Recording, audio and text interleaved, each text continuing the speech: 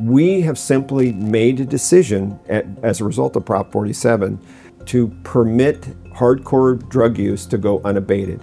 We have no consequence for that. The drug courts were the most effective way of dealing with that, to provide an incentive for people to get off the drugs.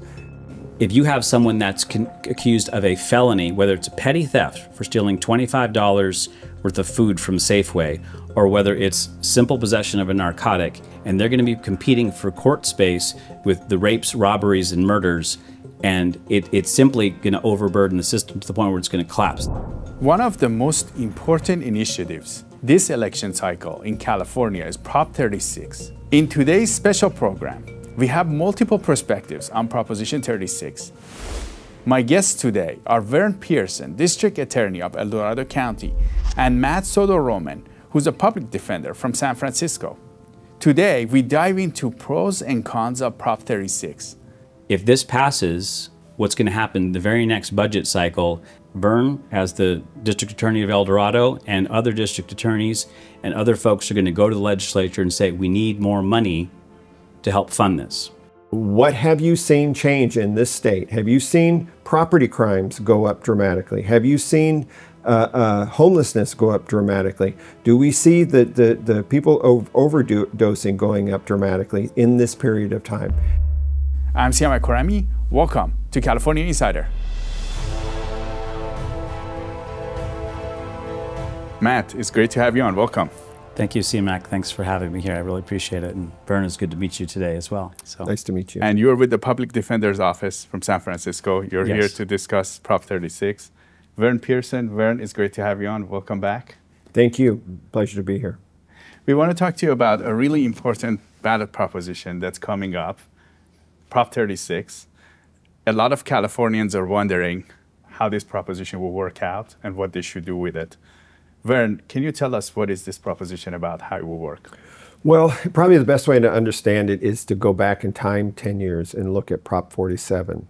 Prop 47 made significant changes in basically the ecosystem of the criminal justice system here in California, where largely hardcore drug use, the way it's enforced here in California, it was essentially decriminalized. It wasn't made to be nothing, but it was made to be a misdemeanor, which, because of the way various rules work here, was amounted to no enforcement.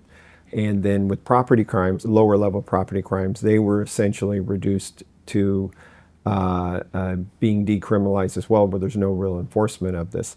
What Prop 36 does is to not fully repeal Prop 47, but make some fairly significant revisions to it, by saying the third time you're convicted of a property crime, a lower level property crime, the third time you're convicted of a hardcore drug crime, or use, sale, possession of fentanyl, that there are in fact penalties for it.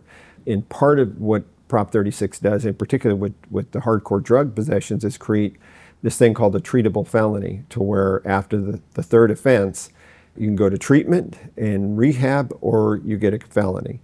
And probably the most effective thing within it is to bring back the ability to have drug courts here in California.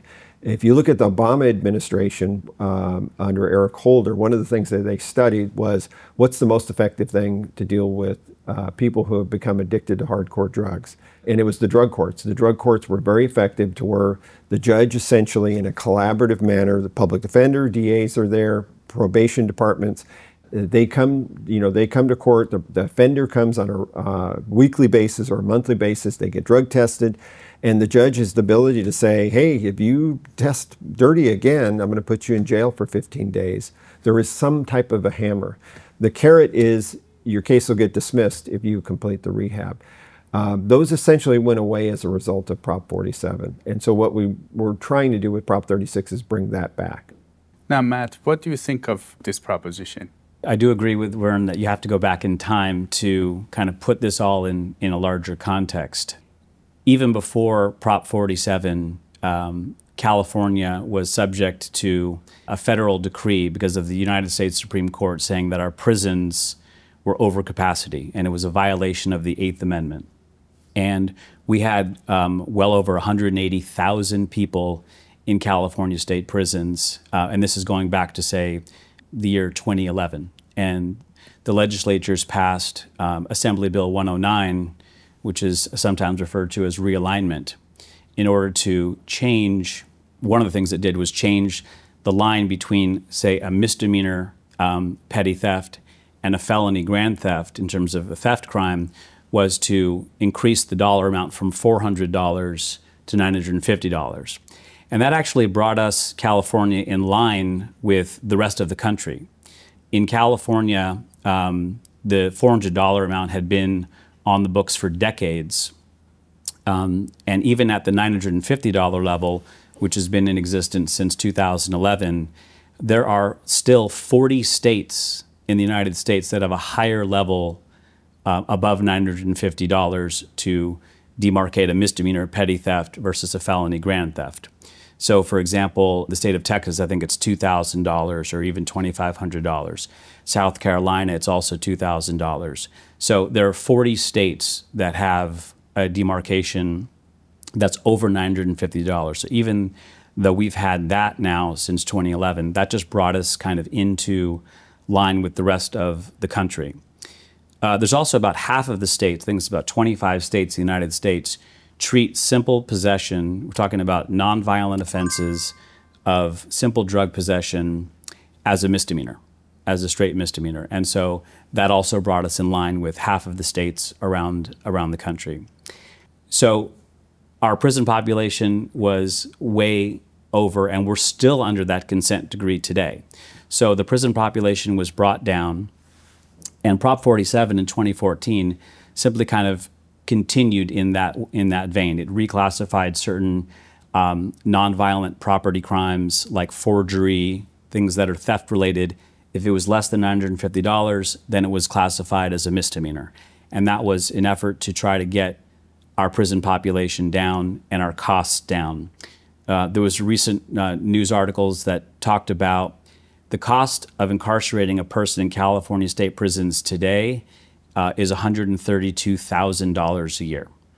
So just for example, with Prop 36, as Vern mentioned, there's something called a treatment mandated felony, which means that if a person is charged with a felony for simple drug possession, they have a choice under that law. They can take a felony and go to prison, or they can do drug treatment.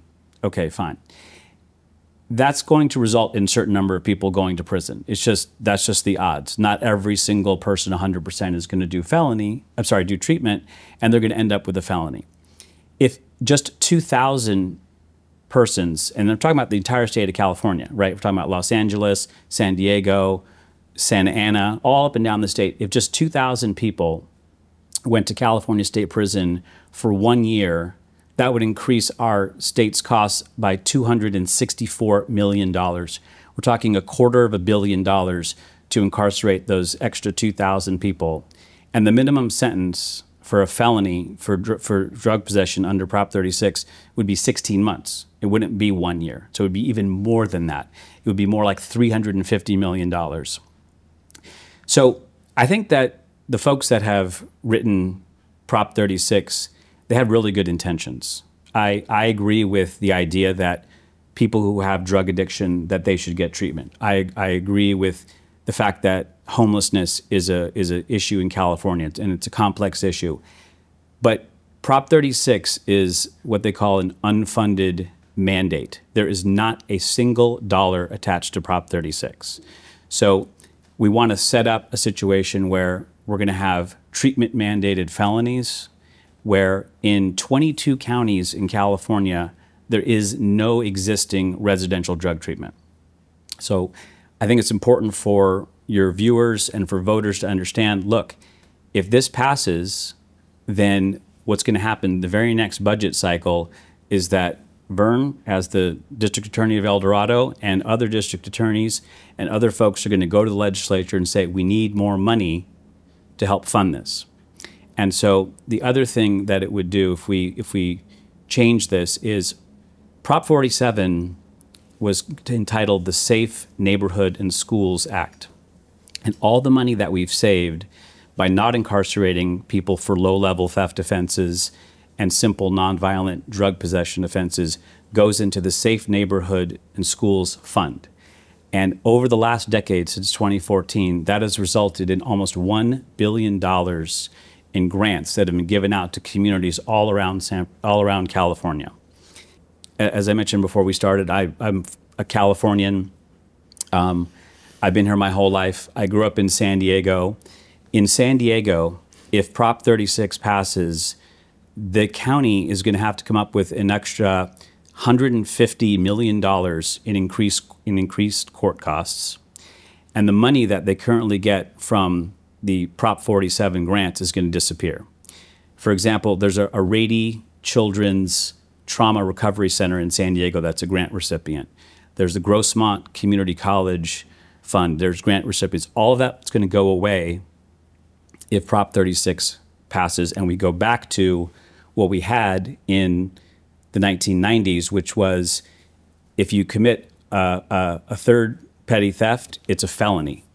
If you commit a simple possession of a narcotic, and it can be a quarter of a gram of a narcotic, it doesn't matter, you can get a felony.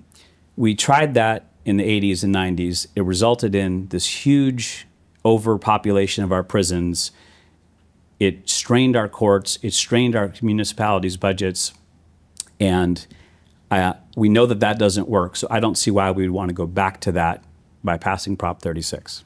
Well, I appreciate what you're saying. As one of the people who wrote Prop 36, I think it is well-intentioned. So tied within, and most of what he said, the vast majority of it, I agree with. So AB 109 realignment was the product of prison overcrowding, and the practical reality is there were too many people that were going to prison for too long of sentences. It was a reaction to crime in the 90s, 80s and 90s that was too high, and it was an overreaction. That's fair.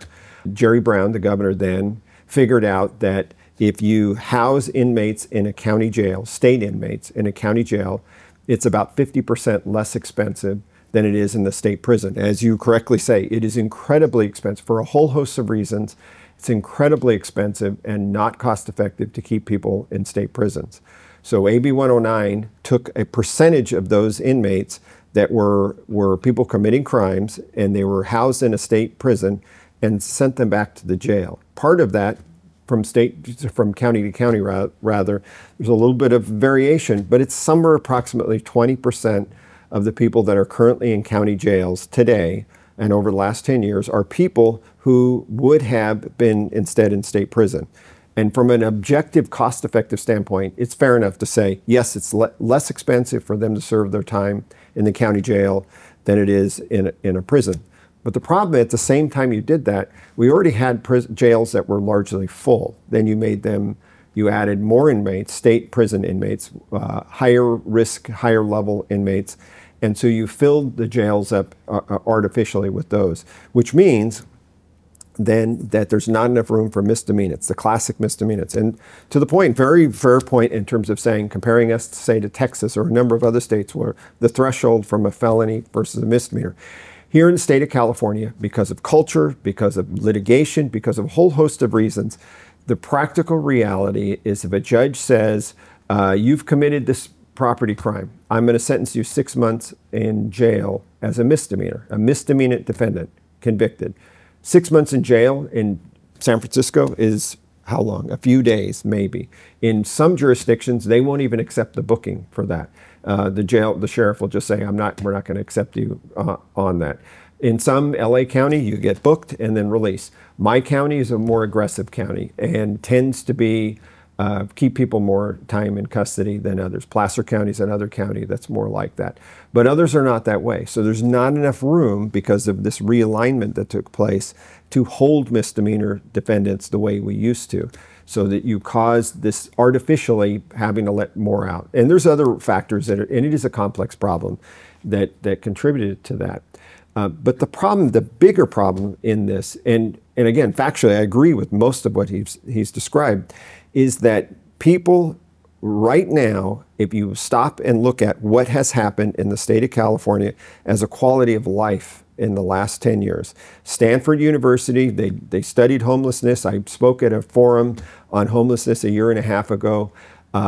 They estimate there has been a 51% increase in homelessness in the state of California because of changes that were made in laws.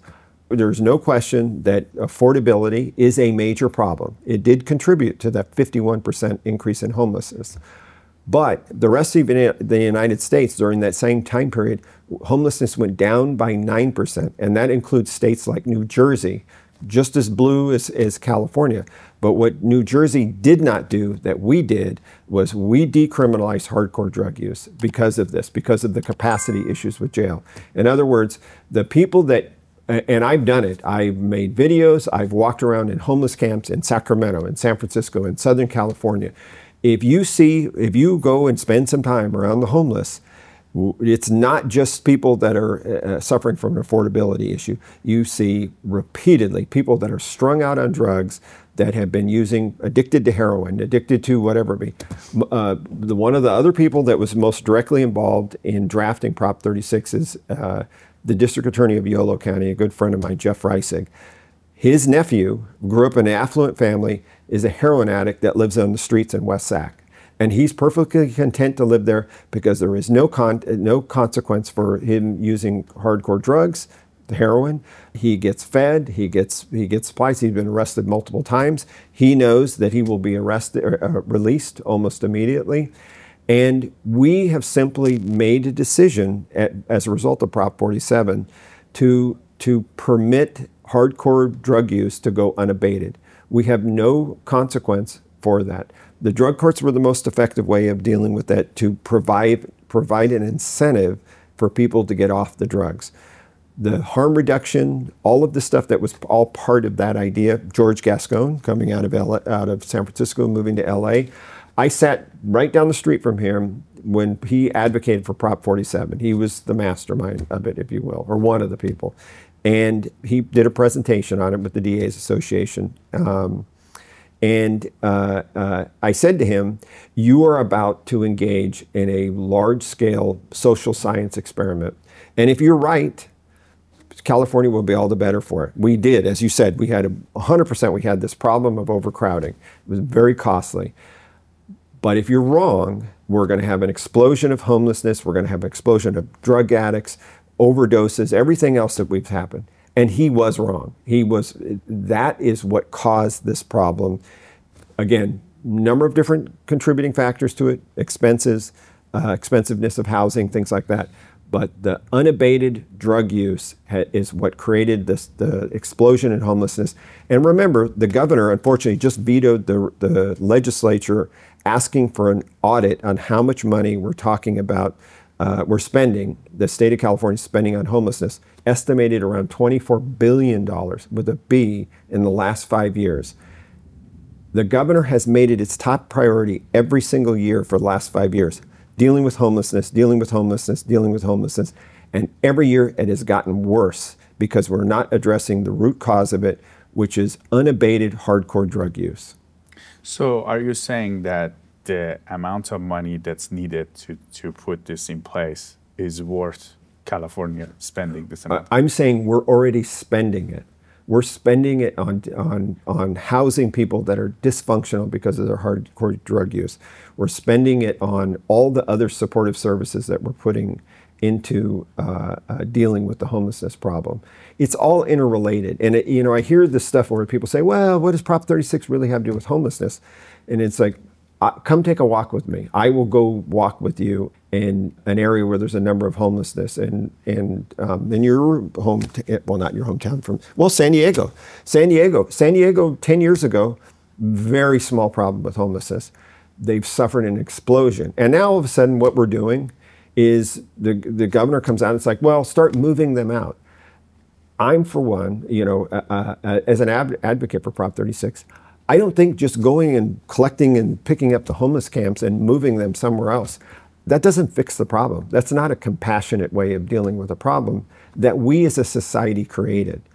I want to do something about what caused this explosion in homelessness. I want to deal with, and this has, to be very clear, nothing to do with marijuana. It has to do with fentanyl, cocaine, heroin, hardcore drugs, where we have adopted a policy where we essentially say, we know that the drugs that you're using will kill you eventually, but we'll provide a nurse. We'll do harm reduction, a needle, things like that. It won't kill you today. It won't kill you tomorrow, but it'll kill you the next day. Reoccurring hardcore drug use will kill everybody who's using it eventually. It will render you dysfunctional, where you live on the street and you cannot function as a normal person in society.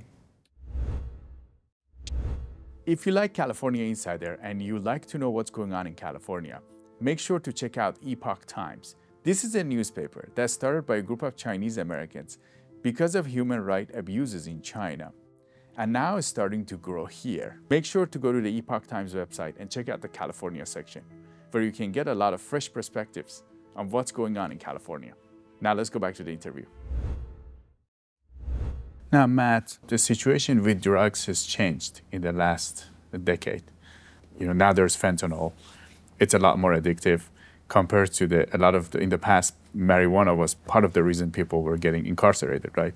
Right. Now, what are your thoughts on the drug side of this? Yeah, well, and this is maybe where Vern and I don't entirely agree on Prop 36, the idea that there's this nexus between the reduction of certain crimes to misdemeanors, and all we're talking about is petty theft. We're talking about shoplifting, and we're talking about simple possession of a drug, right? Whether that be fentanyl, cocaine, methamphetamine, those hard drugs. That's the only thing we're talking about with Prop 36. So I just want everyone to understand that. So, for example, in California, it has always been the law that if you sell, furnish, or give away any hard drug, that's a felony, and it cannot be reduced to a misdemeanor even by a judge, and that's prison, okay?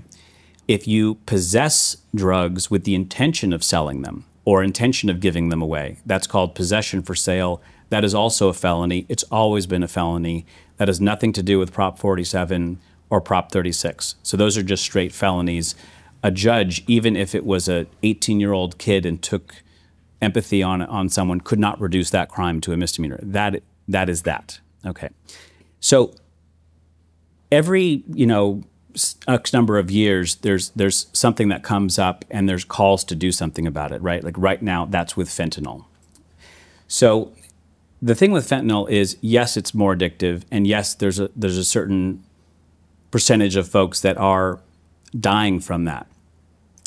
My way of looking at it is, this is a drug that is, it's a public health concern, right? Because of the stories that we hear about folks dying. And the question is, where are we going to spend the money? Are we going to spend the money with, and not just needle exchanges and not just distributing, say Narcan or something to prevent people from ODing, although at least in the places in California where I go, social workers, firefighters, paramedics, everyone has Narcan, I'm sure in your jurisdiction as well, Vern, and it does save lives. And the thing about fentanyl is, I think there needs to be a public education campaign, and I think it needs to start in the schools, because there was an article, I think in the LA Times, that talked about a high school kid that took something and then died because there was fentanyl in it, and no one knew that there was fentanyl in it, right?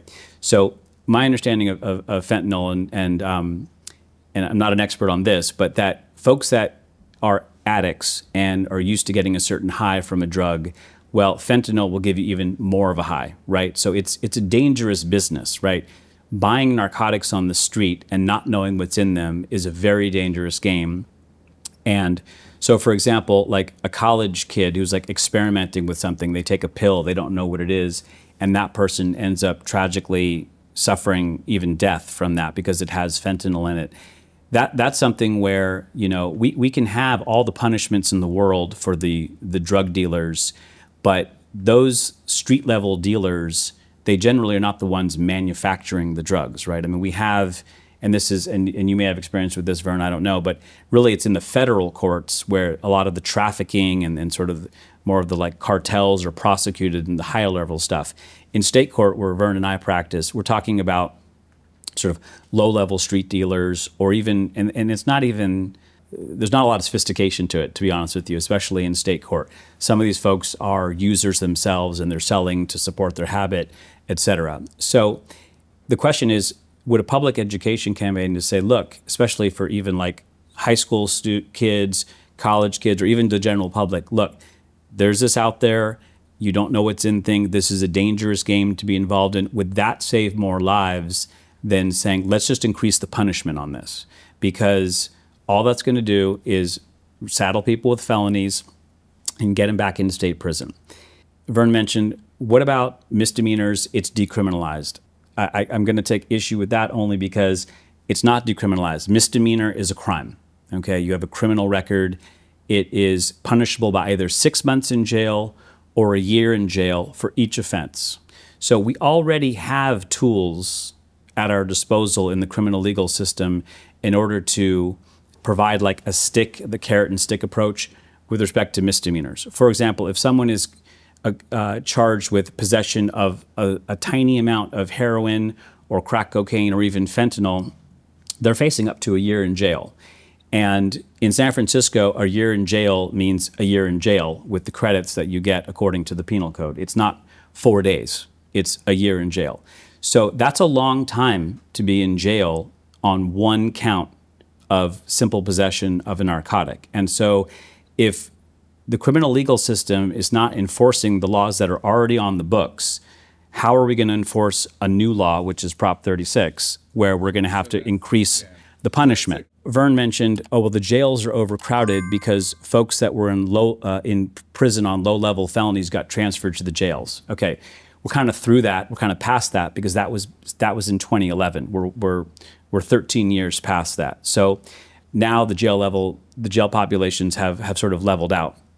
But if you have someone that's accused of a felony, whether it's a petty theft for stealing $25 worth of food from Safeway, or whether it's simple possession of a narcotic, and they're in felony court, and Vern knows this, they're going to have the right to have a preliminary hearing, they're going to right to have a jury trial, and they're going to be competing for court space with the rapes, robberies, and murders, and it's simply going to overburden the system to the point where it's going to collapse. The question is, when you're talking about someone who needs treatment, the question is the criminal legal system the best way to address somebody who is an addict who's living in West Sacramento and is in need of treatment? Do we need judges, bailiffs, court reporters, public defenders, prosecutors spending all of that type of money with that apparatus in order to treat someone who has an addiction? There are other ways to do it that are outside of the criminal legal system. I'm all about cause and effect. We can draw a line. It's not me, Stanford University, looking at it and saying, we had a major change in the law. We went up 51% in homelessness. We went up staggering amounts in deaths due to hardcore drug use overdoses. Went up in terms of the dysfunctionality of people. We've doubled the incompetent to stand trial population. In other words, people who are such a mess that due to mental illness, due to drug use, whatever it is, they come into custody after taking or committing a crime, and they're incompetent to stand trial. Since Prop 47, that population has doubled. What caused it? You can try to isolate out, as Stanford did. Was it this? Was it this? Is a contributing factor how expensive it is in here and the NIMBYism and everything else? Sure, it contributed to some of it, but not all of it. The largest contributing factor is this change that we took place where as a culture we basically said we're okay with people continuing to use hardcore drugs and there's no consequence for it. That is the single biggest change. All I would say to people watching this, to you, anybody else watching it, what have you seen change in this state? Have you seen property crimes go up dramatically? Have you seen homelessness go up dramatically? Do we see the people overdosing going up dramatically in this period of time? Yes, so I would look at one of the country's leading experts from Stanford University, Anna Lemke, who her book, Dopamine Nation, she's one of the leading experts on addiction. You cannot fix addiction by telling somebody, hey, go to rehab. You have to have a consequence. In her opinion, typically it's 30 days of a locked facility. That is the most effective way to get somebody off of it, which is what the drug courts permitted the judges to do. In this measure, in Prop 36, As you say, it means something becomes a felony that wasn't a felony before, it becomes a misdemeanor. But the judge still has discretion, like they did in the drug courts. The judge can say, well, I'm going to put you in the drug courts. I'm going to put you in temporarily for 15 days, for 30 days in custody, and then drug testing. The chief probation officers here in the state of California, originally they were in favor of AB 109 realignment, some of the changes that we're talking about. Now they've come out and endorsed Prop 36. They at least have recognized we engaged in this giant social science experiment and it failed. It didn't work. Look at Oregon. Oregon did the same thing. They did it a different way. They came out and actually said, well, we're going to legalize hardcore drugs. Now they're walking back on that and saying we've had this explosion of homelessness and drug addiction and overdoses that took place. This is a really balanced measure. I can tell you when we originally put together Prop 36, we looked at, again, Jeff Reisig, for example, his nephew, and said, you can care about somebody and not want them to die in prison and also not want them to die on the streets. It's a disgrace what has happened to the streets of the state of California. This is the most beautiful place in the world. I've traveled all over the world. I'm sure both of you have as well.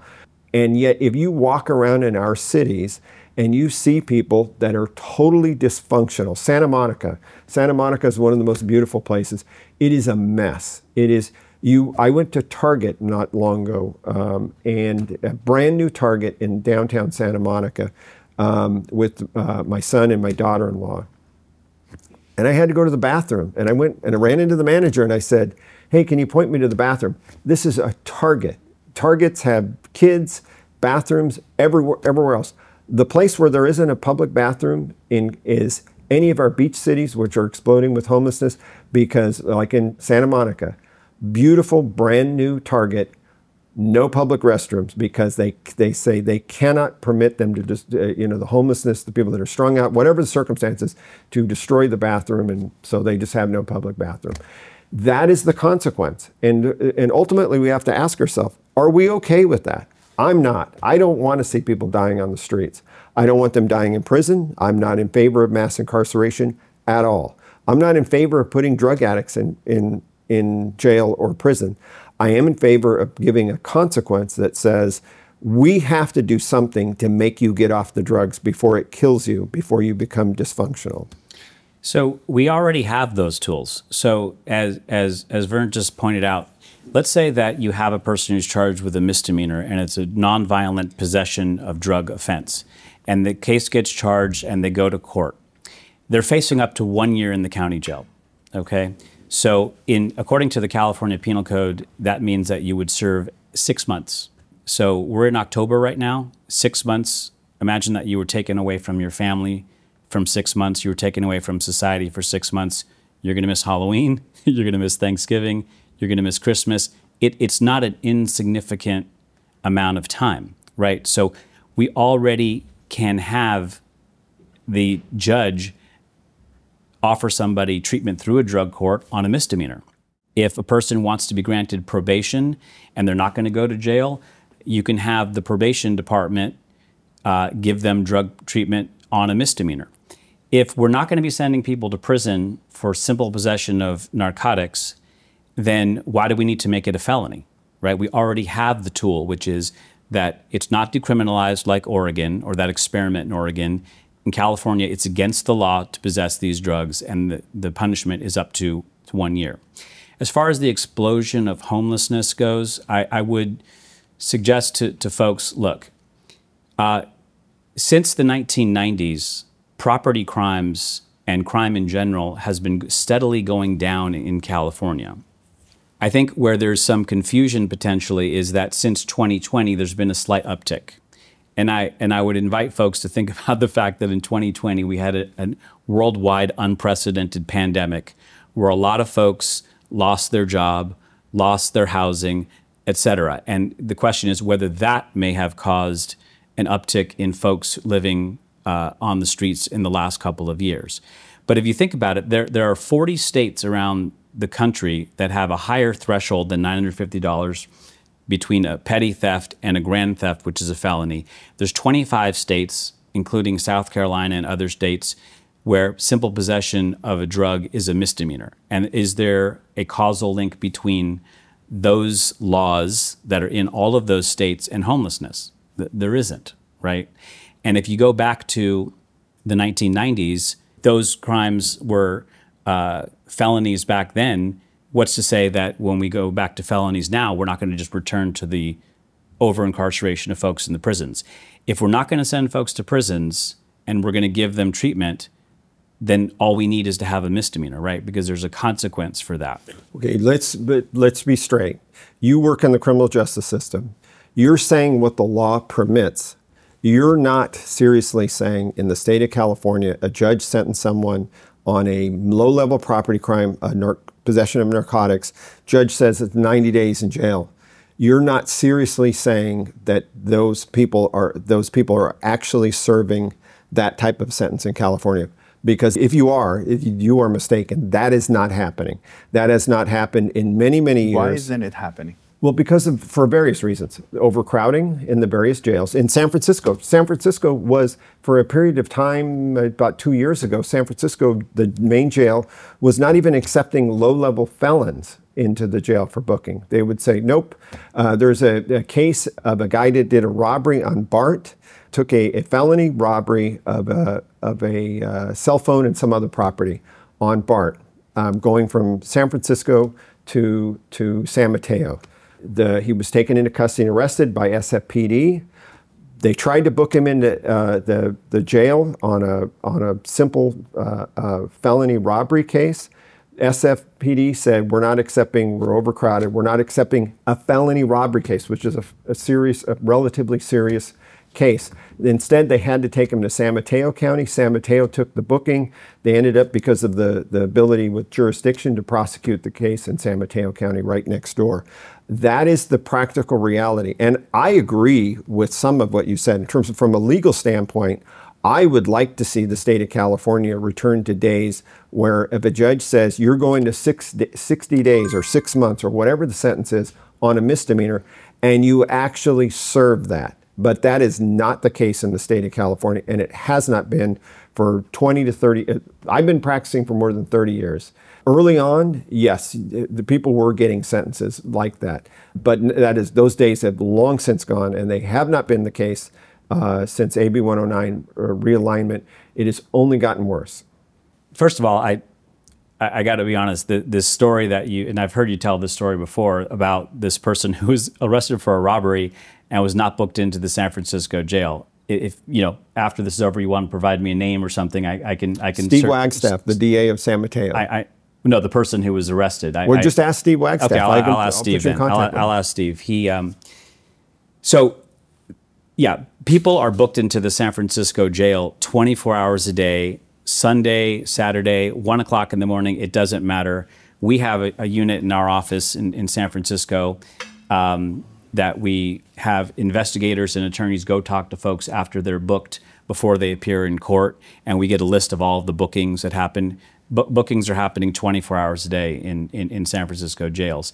As far as whether folks can be sentenced to jail on misdemeanors, folks are sentenced to jail on misdemeanors, and according to the penal code, they serve 1/2 of the time. For example, if you're sentenced to 6 months jail, if you have good conduct while you're in the jail, you serve 3 months. You're saying they're actually serving that on misdemeanors in San Francisco? Yes, there is not. We don't have a situation where there's overcrowding in the jail. When 2020 happened, and folks probably don't remember this because I've tried to forget a lot of things about 2020 myself, but COVID, before there were vaccines, I mean, there was a lot of fear, right, about COVID and the lethality of it, right?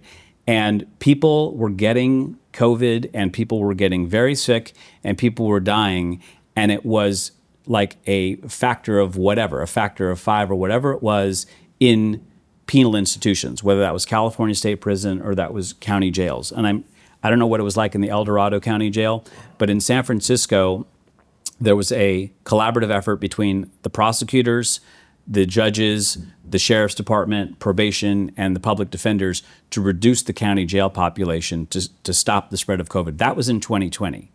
Now we've kind of come out of the pandemic, and our jail population has gone up. We have a new DA in San Francisco who was elected 2 years ago, and there's more emphasis on punishment, and our jail population has gone up as a result. People are sentenced to county jail.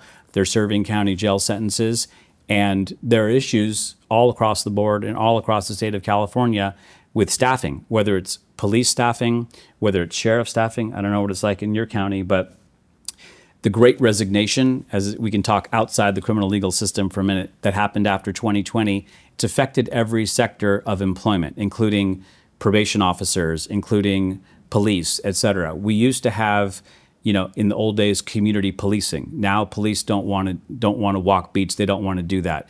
Folks have decided that they don't want to be police officers, maybe. I don't know. Enlisting or enrolling is lower. So if we're going to do all of these things that we're talking about, it's going to cost more money, right? And I think that we already have the tools.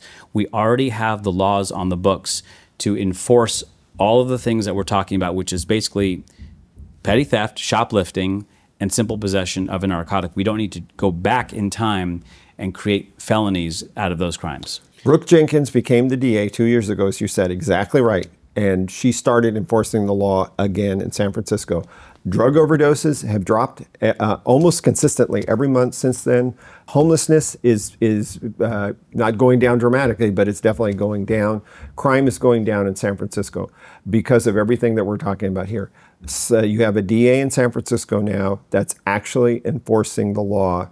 Again, I just say it in terms of that on so much of this we can agree, but then disagree, because this is a social science experiment. Brooke's predecessor believed in harm reduction, he inherited policies of harm reduction, things like that, not enforcing the law, not prosecuting people, not having crimes be prosecuted really very much at all, unless they're the most serious of crimes. And as a result, in the last several months, homelessness is down, drug overdoses are down, the addiction and some of the problems in San Francisco are down. I'm sure you've seen the numbers. But that just proves the point. That's all happening now.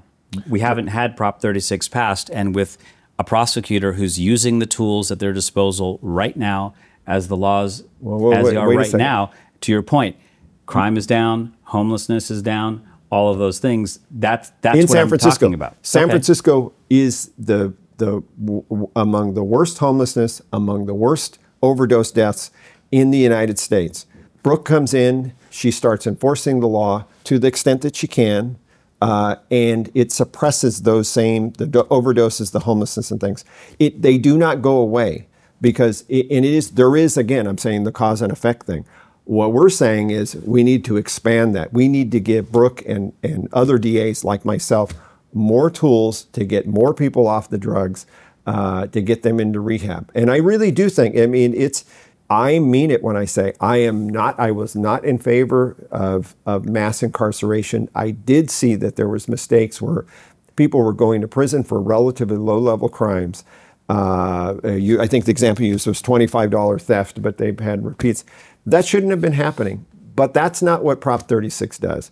Prop 36 gives judges the ability to exercise discretion and say, you've had 5 dirty tests. You're going back to jail for 30 days as a consequence.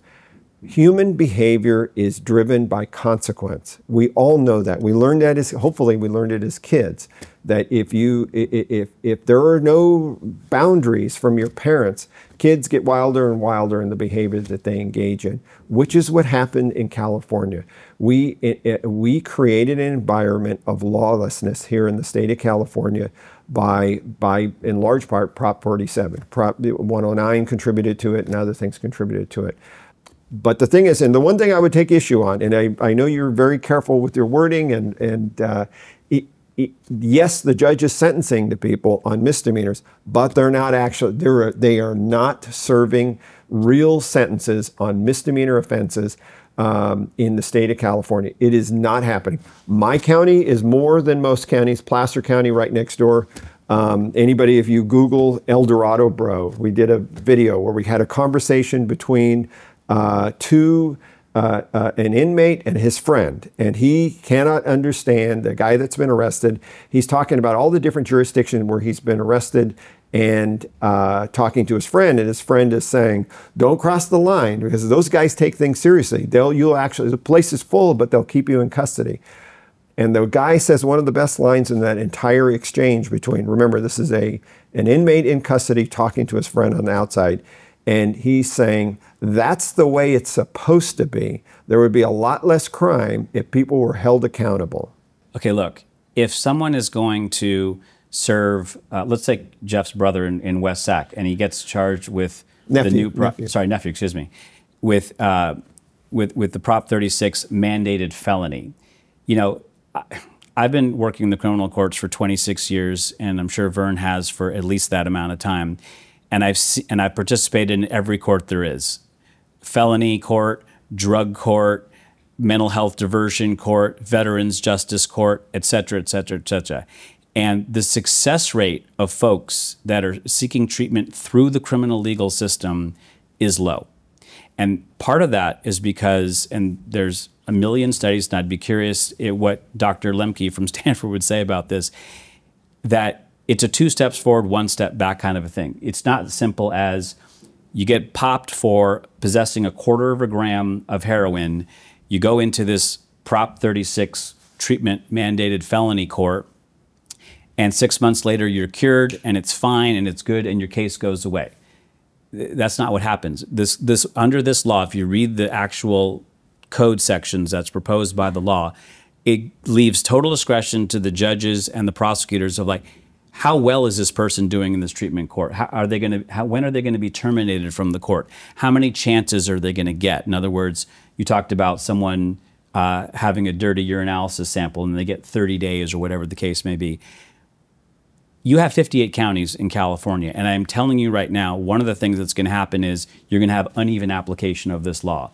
Maybe it's the case that, you know, Vern is a very compassionate district attorney, but in other jurisdictions, you're going to have folks saying, okay, you did 2 dirty urine tests, you're out, it's a felony, and so we'll see you, you're off to state prison. So that's the problem with this. We already have tools at our disposal, which is a misdemeanor. It's not lawlessness. There's a law. It's a misdemeanor, and it carries up to 1 year in jail. And within that, you could have maybe there's a middle ground where there's like with the post-release community supervision, you could have a flash incarceration aspect of it within the context of a person facing a misdemeanor if they're participating in a drug court and a treatment court, that if there's a certain consequence, you know, if they do something like relapse, then they get a 10-day flash or whatever the case may be. There are ways of doing it within what we already have.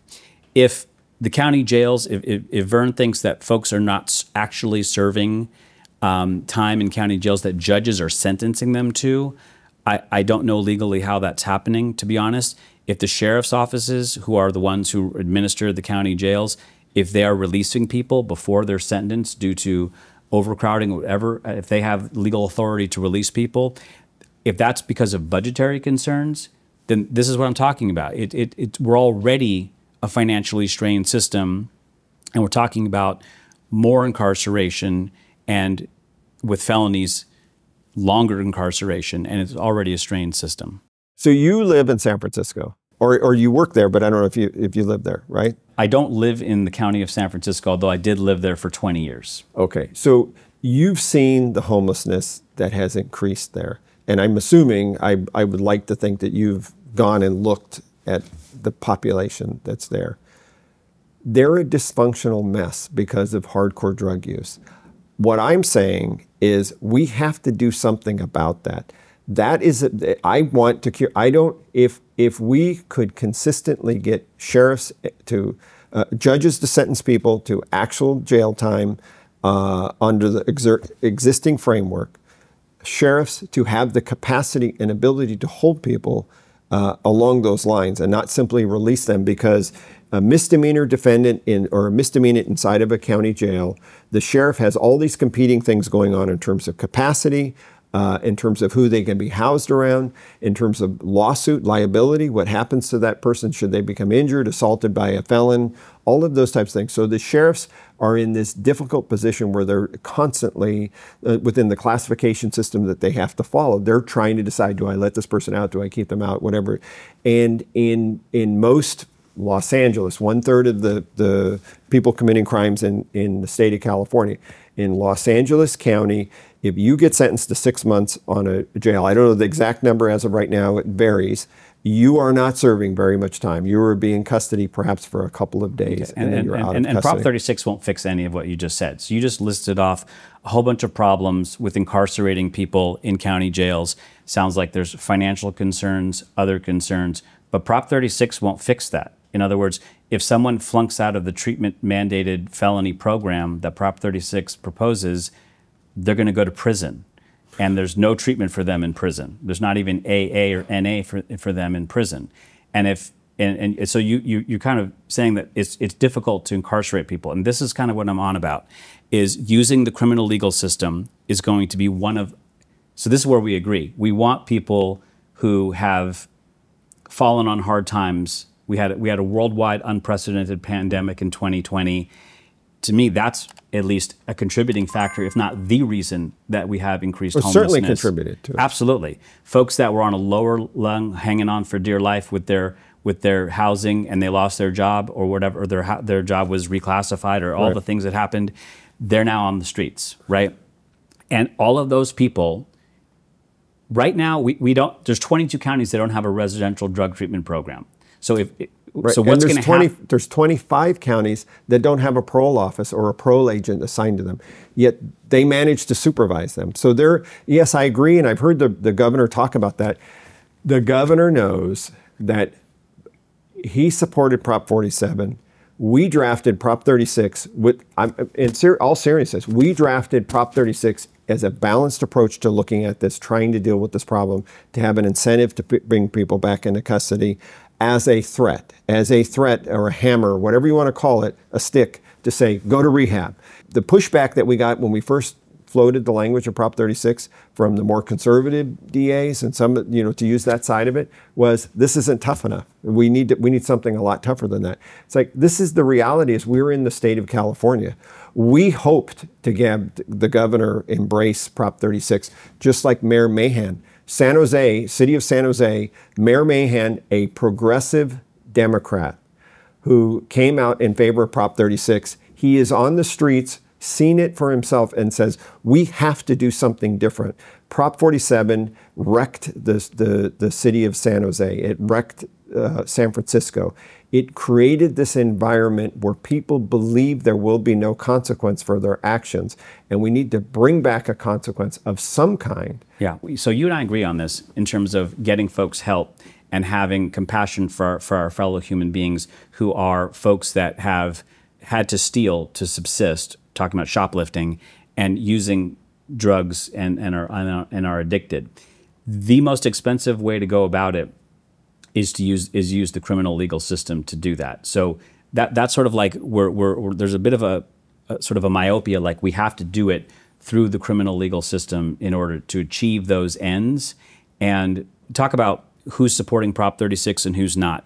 So the Retailers Association of California has withdrawn their support for Prop 36 because of the laws that Governor Newsom just signed in terms of dealing with organized retail theft. So just to be clear, the organized retail theft, where it's like groups of people that are going into stores, and some folks may have seen videos about that, et cetera. Recent ones. Yeah, well, that's been a felony since 2019. And then Governor Newsom just signed some additional laws that are increased punishments.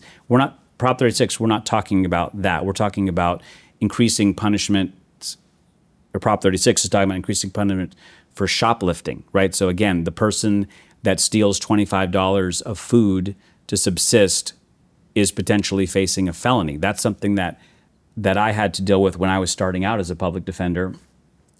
I had folks who were charged with, it was called petty with a prior. You had a petty theft conviction, prior conviction as a misdemeanor, and then the second one was a felony. And I had folks go off to prison for 16 months or 2 years. This is back in the late 1990s, early 2000s. And those folks literally had stolen something, a bottle of alcohol from Safeway. You've seen all the cases. We're talking about just shoplifting, folks to subsist. When counties and folks that run municipalities have gotten wind of what exactly Prop 36 is, which is an unfunded mandate, and we're going to lose all of the grant money for all of the community programs, the trauma recovery centers, the funding for truancy programs, the funding for rehabilitation, the funding for housing, that Prop 47's Safe Neighborhood and Schools Fund grant program supplies. These municipalities are voting to not endorse Prop 36. My hometown of San Diego, they realize there's going to be over $150 million shortfall in San Diego. The Board of Supervisors of San Diego just voted not to endorse Prop 36, as did the Board of Supervisors for Los Angeles County. So folks that are in the business of helping run municipalities and know exactly how this is all going to work, they're all voting no on it. And I think it's important for viewers to understand that. Sure, solving homelessness, it's a great idea. Reducing drug addiction, absolutely laudable idea. Not having rampant theft by organized groups, great idea. But we're addressing all of those issues bit by bit, and Prop 36 won't change any of that if it's implemented. Well, so you're addressing it. The governor, the state of California, has said consistently for the last 5 years, homelessness is his top priority. His policies are the policies that you're talking about. It has gotten worse, not better. So for 5 years, it has gotten dramatically worse. But it didn't start then. It started back with Prop 47, and it's gotten worse over a period of time. So, and it's like, when I hear that it's like, well, we're working on it, we're going to do that. It's like, you know what? You have been working on it. Your policies did not work. What LA, and I don't know about San Diego, the Board of Supervisors. I do know Summer Stephan very well, the DA there. She's very much a moderate and very much in favor of Prop 36 because she's seen the same thing I have. I don't want people who are drug addicts, who are mentally ill, I don't want them in jail or prison. I also don't want them dying on the streets, which is what happened. Look at the population, the studies that have gone into in terms of what's happening in cities like Sacramento. The number of people that are dying while homeless, and 50% of them roughly are drug addicts. When they die, they're dying something either for a drug overdose or something like that, or connected to it, I guess is what I should say. That is the problem. And we keep dumping more money into homelessness. The governor's solution to everything is to throw money at it. He vetoes a bill that required an audit of how we're spending the money on homelessness. I quoted the one, I think it's a very reliable number to say it's in excess of $24 billion in the last 5 years being spent on the homelessness problem. And it keeps getting worse because the policies are simply misguided and wrong. In the cities of California, housing costs have exploded over the last 10 years. Yes, they have. And so when you talk about folks that are living on the streets, I don't think it's all due to the fact that folks are addicts. So you talked about visiting homeless encampments, this kind of thing. I think we need to understand that folks that are unhoused, the unhoused population in California, they're not all drug addicts, right? There's folks that are simply down on their luck, I agree, et cetera. And so the idea that there's this causal relationship between drug use and homelessness, yes, some folks that are unhoused are struggling with drug use, but in California, it's become an exceedingly expensive place to live. Prop 36 is not going to change all of that, right? Prop 36 is being offered as like a magic cure-all to all of these problems, which are very complex, right? Homelessness, drug addiction, et cetera. It's an unfunded mandate. There's not a single dollar that's behind this. And when this gets passed, if it gets passed, the very next session, Vern and other DAs are going to go to the legislature, say, give me more money. Sheriffs are going to say, go to their Board of Supervisors, give me more money, because the rates of people going in jail and prison is going to go up. And we've already tried that in the 80s and 90s, right? And it didn't work, and there's no reason that we should go back there now. Matt SotoRosen with the Public Defender's Office from San Francisco. It's great to have you on. Thank you Vern for having us. Pierson, District Attorney of Dorado County. It was great to have you on. It was a fantastic conversation for our audience. Thank you. Thank you. Yeah, thanks for having us.